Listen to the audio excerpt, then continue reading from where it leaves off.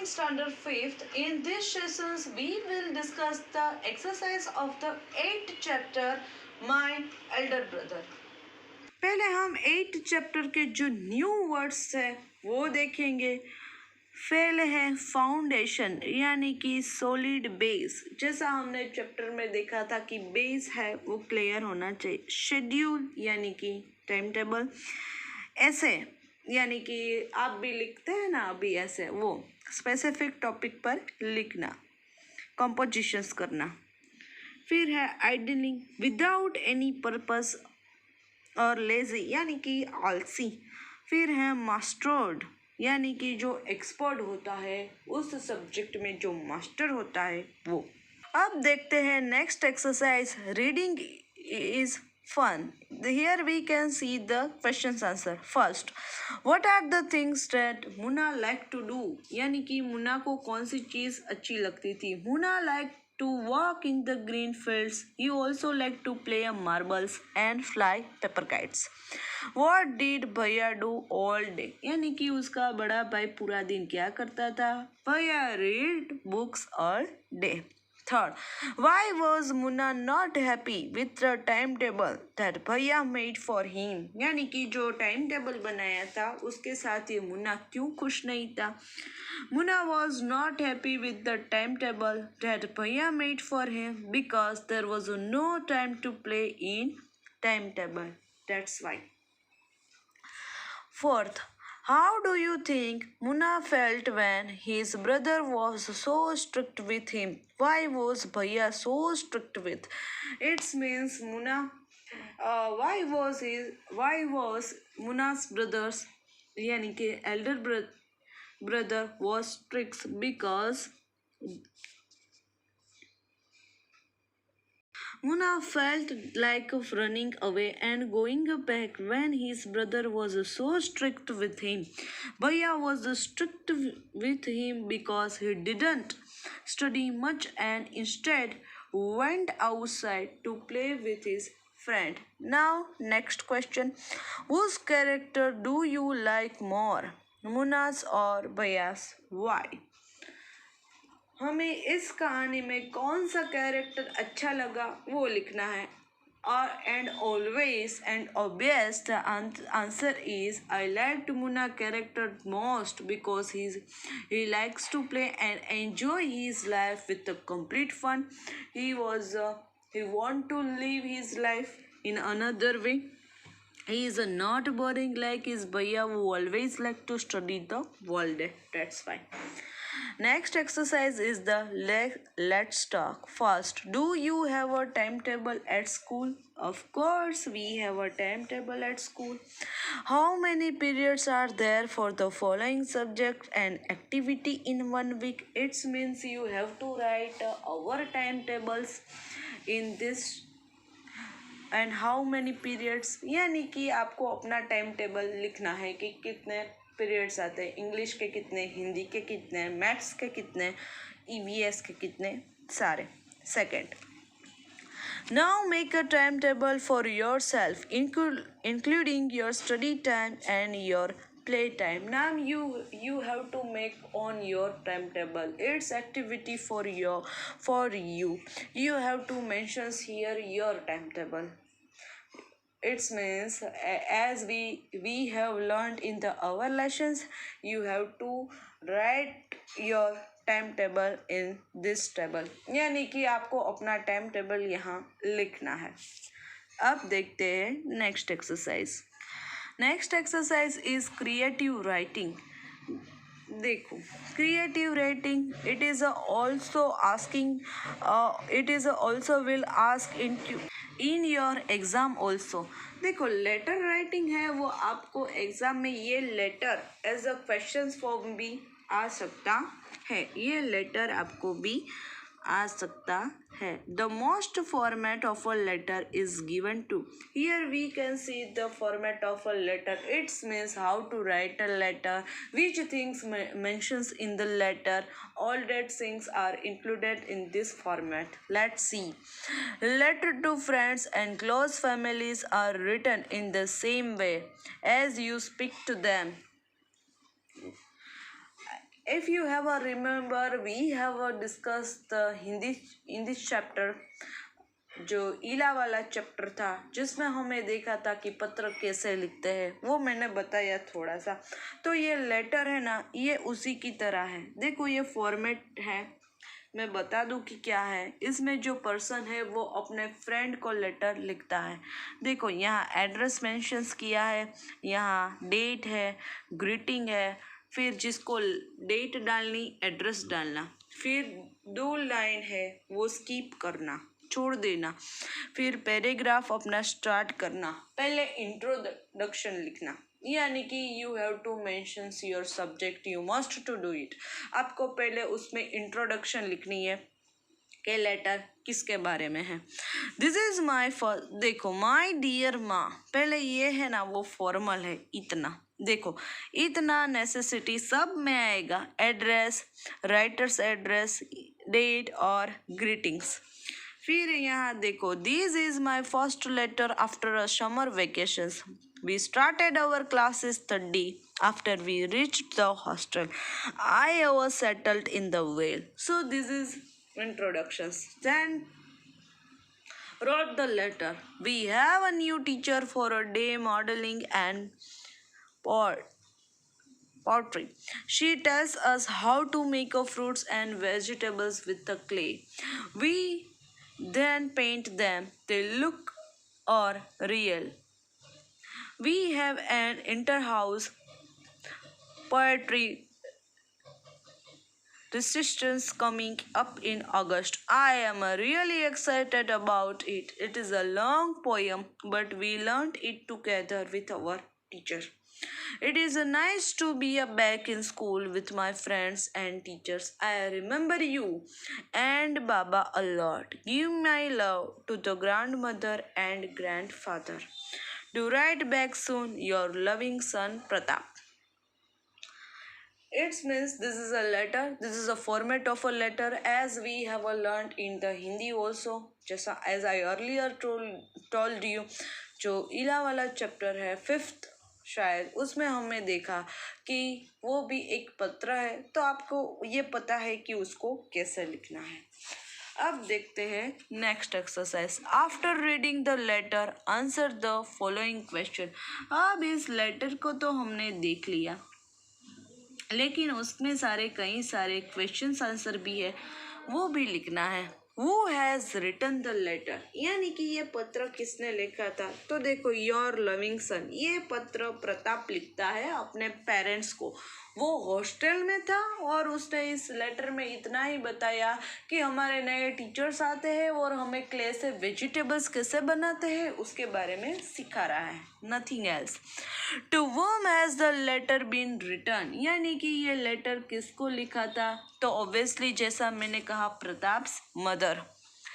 Where is the writer of the letter, in the hostel, ये पत्र का writer था वो कहा था, हॉस्टल में रहता था ये प्रताप। तो what is the name of his hostel, इस हॉस्टल का है वो नाम क्या था, कृष्णास बॉयज हॉस्टल। देखो यहाँ एड्रेस मैंने दिखाया था ना, कृष्णास बॉयज हॉस्टल। फिर है what is the name of his hostel, तो वो तो डिस्कस कर लिया। On which date was this letter written, तो देखो ये 10th जुलाई 2020 को पत्र लिखा गया था। The letter has been written by the Pratap on the 10th July 2000, sorry 2020 नहीं बट 2000। तो ये था। अब क्या है, now write a letter to your friend और relative in another city telling him and her about activities event in your school, follow the same pattern as the above letter। यहाँ हमें भी इसी तरह एक लेटर लिखना है। सो हम यहाँ बता दो फॉर्मेट, तो हम यहाँ लिखेंगे H, पहले हम एड्रेस लिखेंगे। देखो H नंबर 304 शुभम एनवेट लक्ष्मी अगर न्यू दिल्ली। लेटर की डेट हम डालेंगे 10th सितंबर 2014। ये लेटर लिखेंगी एक लड़की उस लड़की का नाम होगा रोमा। वो अपनी सिस्टर है निराली, उसको ये लेटर लिखेगी। दो बहन, एक बहन है रोमा, वो दिल्ली रहती है, वो अपनी बहन निराली को ऐसे लेटर लिखती है। लेटर में वो क्या लिखेंगी? It's been 3 months now since I shifted to Kerala. I am very excited tell you about the recent event in my school. यानी कि ये बहन अपनी दूसरी बहन को बताती है कि मैं केरला में हूँ अभी तो, और क्या है, मैं तुम्हें यह बताने के लिए एक्साइटेड हूँ, ईगर हूँ कि हमारे स्कूल में इवेंट चल रहा है वो। It has been a long time since I updated your about the activities going in my school. It's means what was activity going on in her.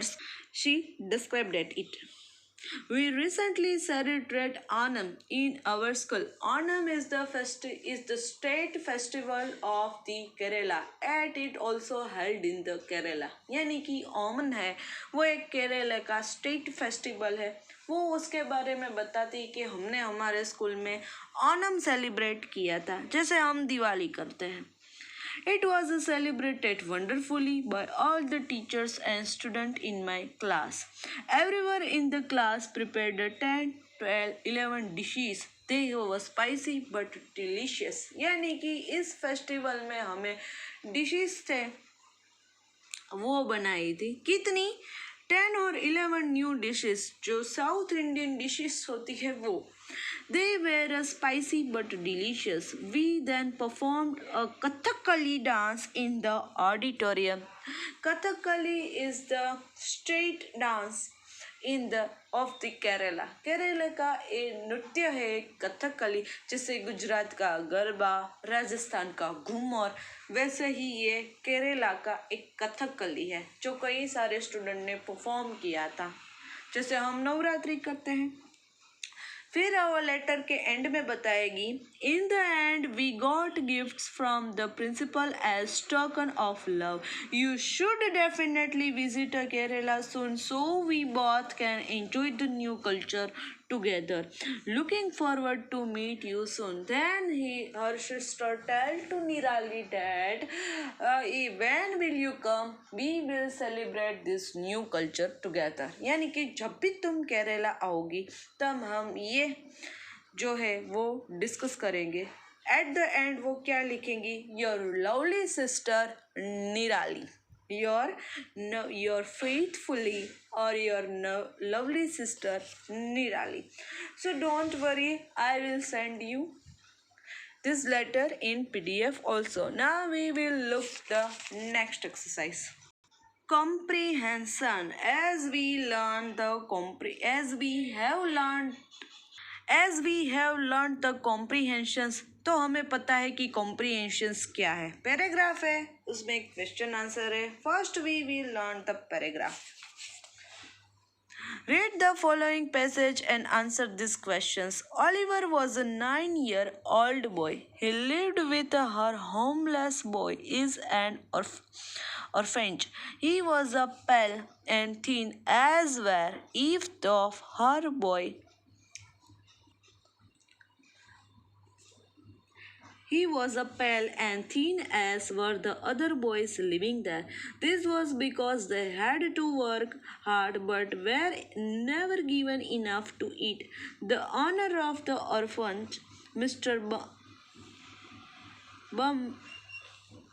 Bumble was a cruel man and he ill treated the boys. यानी कि इसमें एक Oliver नाम का लड़का है जो orphan child है, होमलेस है, यानी कि उसके पेरेंट्स नहीं है, अनाथ है, जिसको हम ऑर्फन कहते हैं। वो एक दूसरे बच्चों के साथ रहता है किसी घर में, जिसके जो इंचार्ज है वो उसके एक अंकल का नाम क्या है? मिस्टर बम्बल। वो बहुत ही क्रूअल आदमी है, यानी कि बहुत ही इल ट्रीटेड है, इल मैनर है, सबको ऐसे र्यूडली आंसर देता है। द बॉयज वेर ऑलवेज, फिर आगे क्या बताया? The boys where always hungry. It was a true that they were given their meals a day, but each meal consisted only of a bowl of a watery soup. They were almost starving, so it was decided by them to ask the master of a more soup. But who would bail the cat? Finally, the task fell to Oliver, यानी कि ये बच्चों को ठीक से खाना भी नहीं देता था, सूप पीने भी नहीं देता था, और ये सारे ऑलवेज स्ट्राइविंग यानी कि खाने के लिए तड़पते थे. What all the boys and ashamed in the cold stone hall for their evening meal. The soup was served, it soon disappeared. The boy whispered to another, and one boy pushed her Oliver a little. Oliver, making a brave effort, stood up, walking up to the master with his ball and spoon in his hand, and said tremblingly, "Please, sir, I want some more." यानी कि ये Oliver नाम का जो लड़का था वो बहुत ही ब्रेव था, करेजियस था. एक ही बाउल मिलता था सूप पीने को इन सारे बच्चों को, लेकिन ये जो अंकल था मिस्टर बम्बल वो बहुत ही क्रूलर था. उसके सामने कोई ऐसे हिम्मत ही नहीं करता था ना. तो ये ओलिवर गया और क्या बोला, मुझे और सूप चाहिए, मुझे दीजिए. तो यानी कि ये बच्चा बहादुर है. अब देखते हैं question answer. Why did Oliver live in the orphanage? तो हमें पता है बिकॉज ही वॉज होमलेस, वो ऑर्फन था इसलिए. Second, who was Mr. Bumble? Mr. Bumble was the owner of the orphanage. Third, what meals were the boys given? The boys were given only a bowl of watery soup. उसको खाने में सिर्फ soup ही मिलता था. Fourth, what did Oliver say to Mr. Bumble? Oliver requested to Mr. Bumble to give him more soup. Fifth, the boys were given three meals a day. Then why were they always hungry? Because the soup they were given was a very enough. बहुत ही कम देता था ना इसलिए. Find the words from the passage that mean the same as very hungry का meaning होगा striving, और to vanish का होगा disappear यानी कि गायब हो जाना. All the boys assembled in the cold stone hall. Here the word assembled means ये वर्ड का मीनिंग क्या होता है एस. तो ऑलवेज इस वर्ड्स का मीनिंग होगा collected. From the word assembled, remove the last two letters, add one letter to make a word which means a time at the school when the whole school gathers. तो वो होगा assembly, यानी कि ये assembled word है, उसके last two letters हमें remove करने हैं और उसमें एक वर्ड्स है वो एड ऑन करना है, तो होगा assembly. Give a suitable title to the passage. अब हम इस पैसेज को क्या टाइटल देंगे? The orphanage ladder. ये सुटेबल है. ओलिवर, पहले हम लिखेंगे ओलिवर द ऑर्फेनेज लैडर, यानी कि ओलिवर नाम का लड़का लीडर था. तो सॉरी लीडर, तो ओलिवर द ऑर्फेनेज लीडर, ये टाइटल देंगे. तो आज के सेशंस के लिए इतना ही. नेक्स्ट सेशंस में हम आगे की एक्सरसाइज करेंगे. Till then have a nice day to all.